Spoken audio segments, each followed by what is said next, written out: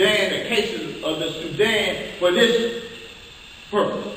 The North Sudanese Muslims who are jet black, part of their justification for the carnage they caused in South Sudan against their black family is that they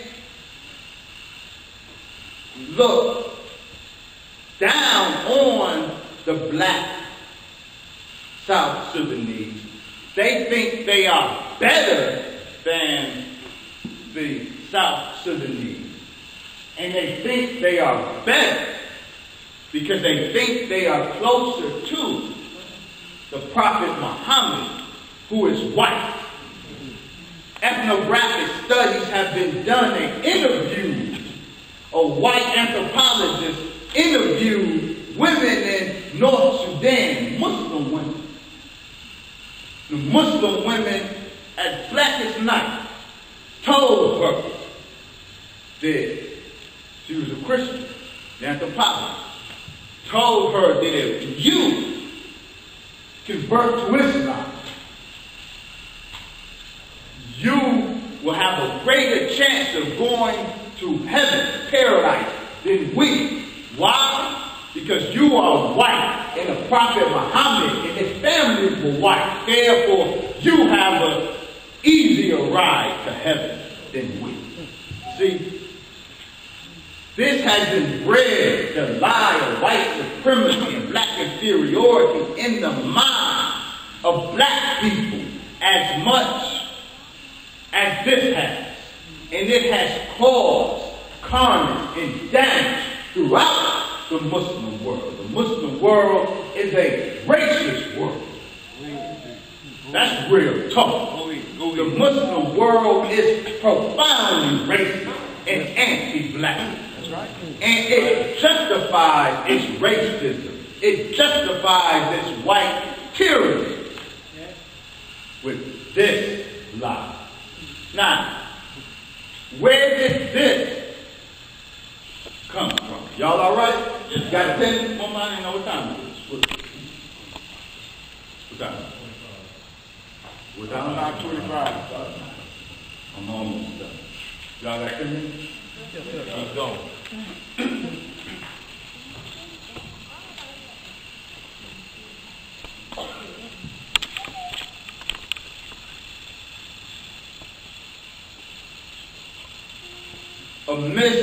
A tragic misrepresentation of the Prophet of Islam produced by some Jews. What's the origin of this representation of Muhammad?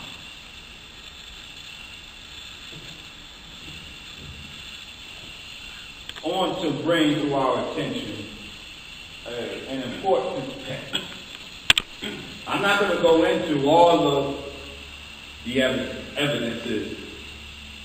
This material and much more is in my book, God's Black Prophets.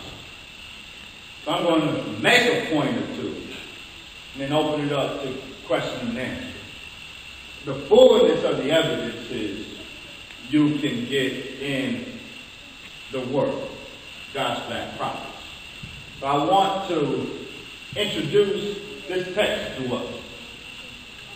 It's an important text written by an important early Islamic scholar of the 10th century, Al-Wahidi. Al-Wahidi is a Muslim scholar who produced an important book as Bab Nuzul, Circumstances of Revelation. What this book is, Islamic tradition tells us that the Quran was revealed piece by piece over a 22-year period.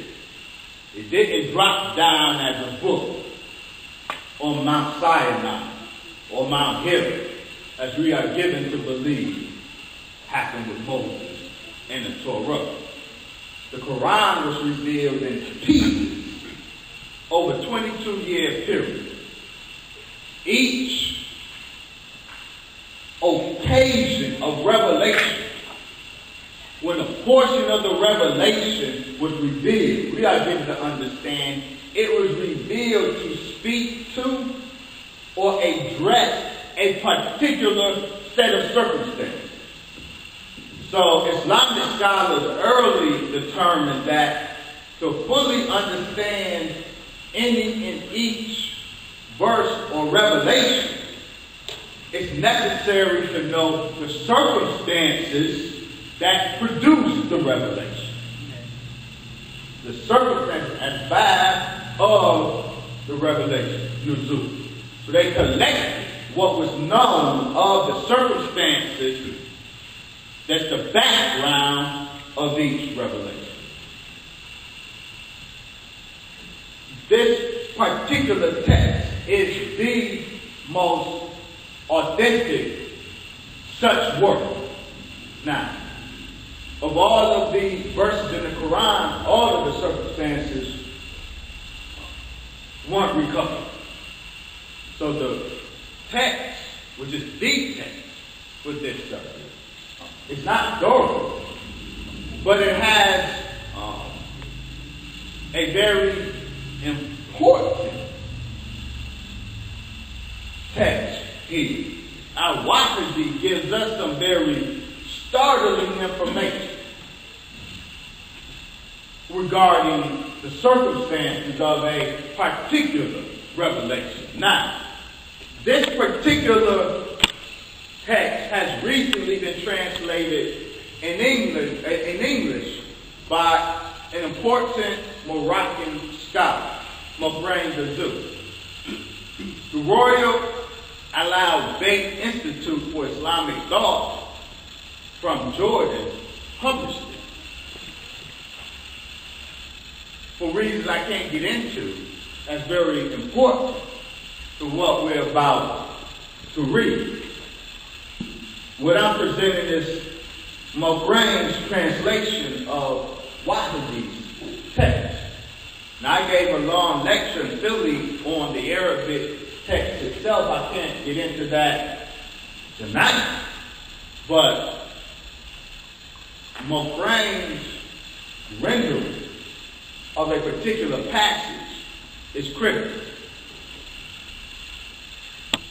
The discussion, the circumstance that is being or the revelation whose circumstance is being documented is the 2nd chapter, 79th verse of the Quran, which says, God speaking, so woe to those who write the scripture with their own hands, then say, this is from Allah. Condemning those who will write their own text and present it as divine revelation. Woe to those who will write the scripture with their own hands, then say, this is from Allah, in order to exchange it for a small price. Woe to them for what their hands have written, and woe to them for what they earn. Now, most Muslim commentators on the Quran say the target of this verse are the Jews. The Jews, one wrote a text with their own hands, i.e. the Talmud, and presented it as God's revelation. But they also say that the main point of this warning lies elsewhere, not in them writing a text, but them creating other mischief. Ibn Abbas, the companion of the Prophet, in his commentary, it says that this verse means that the description, their hands changed the description and traits of Muhammad. The target of this warning, their crime is that they changed the description of the prophet. These are the Jews, we are told, the ones that altered the description of the prophet in the Torah, as well as the stoning verse.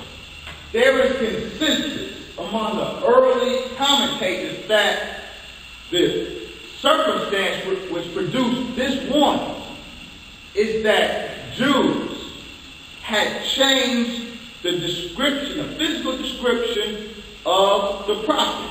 That's the general. Now, Al-Waqidi gives us the specific circumstance which caused down this verse. This is what Al-Waqidi, as Quran gives it to us, informs us.